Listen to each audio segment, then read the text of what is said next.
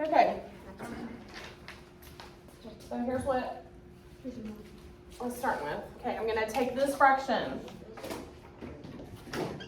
Okay, so everybody watching, okay? I got a combination of a whole number and I've got a fraction. It's not just a whole number and it's not just a fraction. It's a whole number and a fraction. So if you have both of those together, what's that called? I just told you. Say it, come on. Mixed number. You better wake up. So in order to fix this, where I've got a decimal on this side, I want to change this side to a decimal as well. Then we're going to have to change this fraction, Kiara, to an improper fraction. And do you remember what improper means? It's when the top is way too heavy. Do you remember that? And so we got to fix it. So the first thing we're going to do is we're going to multiply these two numbers together. So when you see 5 times 3, what are you going to get? 15. Hold that thought in your head. Hold 15. Then the next step, draw an arrow this way and put a plus sign. So y'all just told me 5 times 3 was 15. If I add 4 to 15, what am I going to get? 19. There's your new top number. We've done this before. This should be review. And this number right here, 5, stays as your denominator. Okay, now what in the world did I do? I multiplied 5 times 3 and got, tell me again, 15. I added the 4 to it, and that's how I got my numerator. Shake your head if that's making sense. Then the denominator stayed the same. So what kind of fraction is a whole number plus a fraction? What kind of fraction is this? Huh? Mixed. What kind of fraction is this when the top is way too big? Improper. But we're still not there because we need it to look like a decimal. So now you're going to divide this top number by the bottom number. So put 19 under the hood, and we're going to divide by 5. Well, if I'm a 5, can I dive into a 1? No. Then don't put your number on top of the 1. If I'm a 5, can I dive into 19? Yes, I can. Yeah. Yes, I can. 5 times something is close to 19. I got to get as close as I can without going over. What's that answer? 3. And put the 3 over the 9. And what is 5 times 3? 15. Now I'm going to subtract. 9 minus 5 is going to get me 4. Now watch this. Watch this real quick. If we were writing our remainder like a fraction, look what happens. 4 would go up here. This would go on bottom, and look what I ended up with the same exact thing.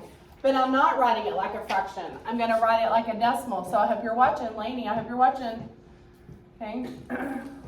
Underneath your hood, because I got a remainder right here, we're going to add a decimal and a 0 to that 19. Do that real quick.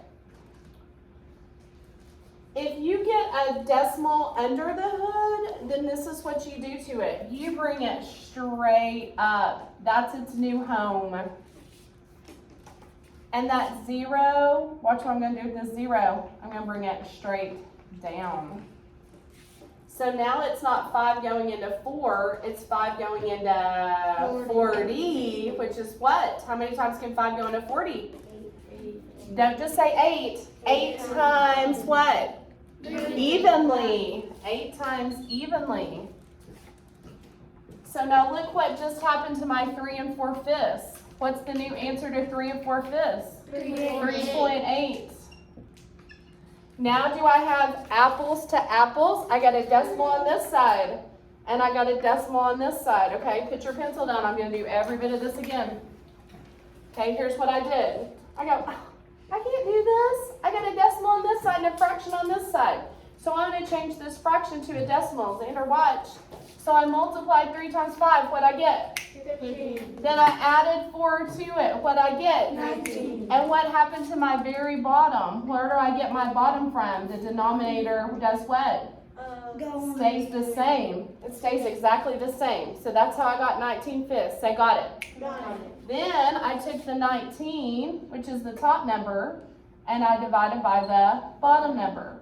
Y'all told me 5 can go into 19 3 times. I agree.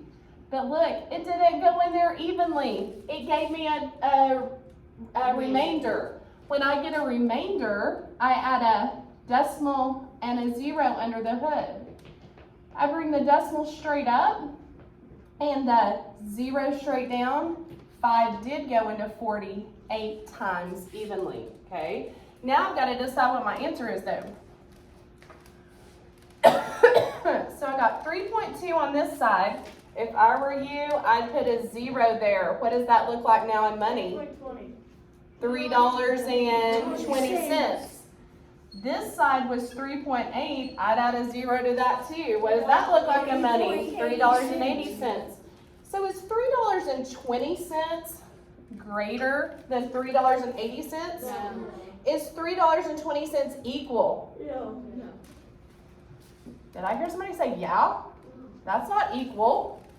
Is $3.20 less than $3.80? Yes. So my final answer is letter C.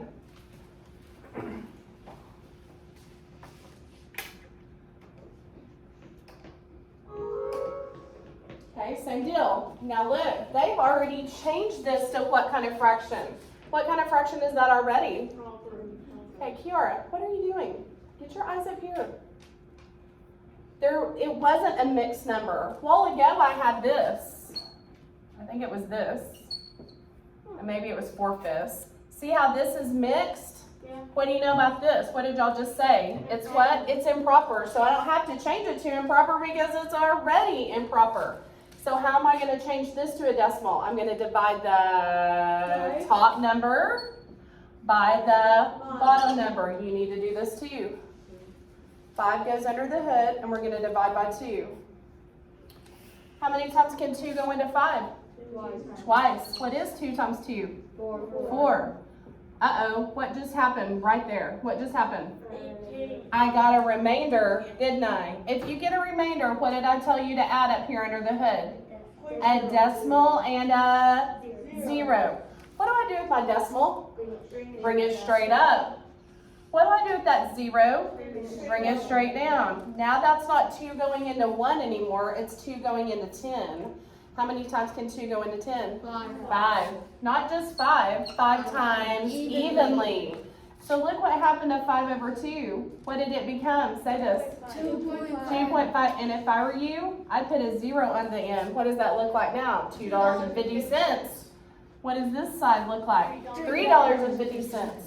So is $2.50 less than $3.50? Yes. So my answer would be letter A.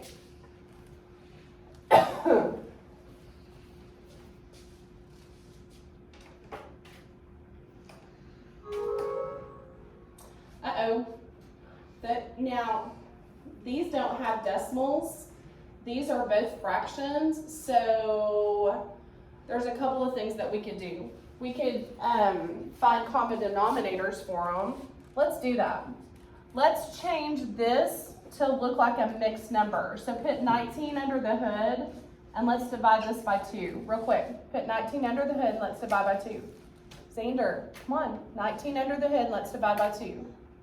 So 2 can go into 19, how many times? 9. 9.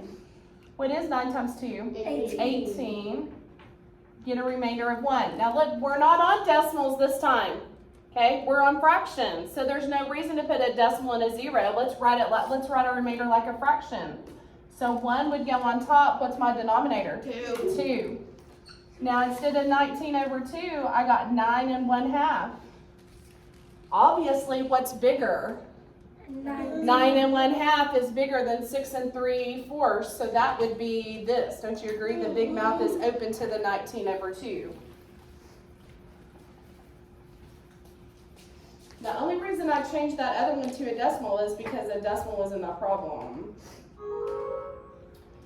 Okay, well this ought to be easy. 2 out of 9 or 7 out of 9? You know why I can compare this? Because they have common denominators. I'm actually comparing apples to apples.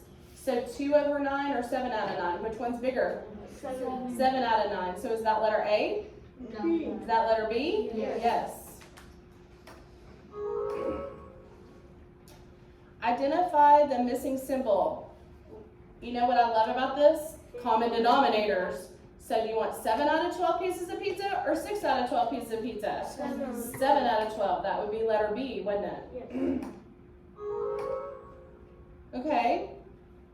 I can't see, which list of numbers is in order from, ooh, this is important, least to greatest? Well, right off the bat, I'm looking at this that looks like money, this that looks like money, this looks like money now, and this looks like money now, but it didn't before. You had permission to add zeros to the end.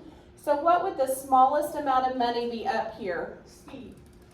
I'm talking about in this letter, this set of numbers right here. What would you say? $13.92. What's the next smallest amount? Probably $14.20. What's the next? Ooh, this is tricky. $20.89 or $20.90? 89. 89 would be 3, and this would be 4. So Luke already said C. Do y'all agree with letter C? Yeah. It looks weird. Does it look better now when you add zeros? Uh-oh. Does it look better now when you add zeros? Absolutely. You have permission to do that. Uh-oh. It's gonna be one of those days, huh? Ah! Oh, it's working now. The rooster.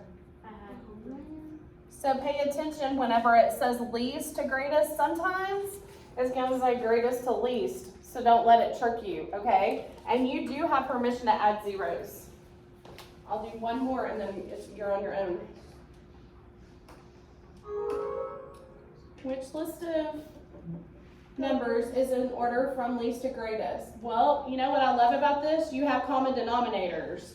So you're actually comparing apples to apples. So with, I can get back here so I can see because I'm looking at an angle. 8 out of 10, 4 out of 10, 5 out of 10, and 2 out of 10 be the right order for smallest? No. What would the smallest fraction up here be? 2. 2 tenths. So that's already narrowed it down to C and D, isn't it? So would it be 2 tenths, then 4 tenths, then 5 tenths, then 8 tenths? Yes. Yeah. So your answer is letter D. Okay, so this, go find it on your study island. Compare and order fractions and decimals. In the meantime, tell me if what we were just doing made sense to you. Is that something that you did at your old school? Yes, I did. Improper fraction makes fractions. You did?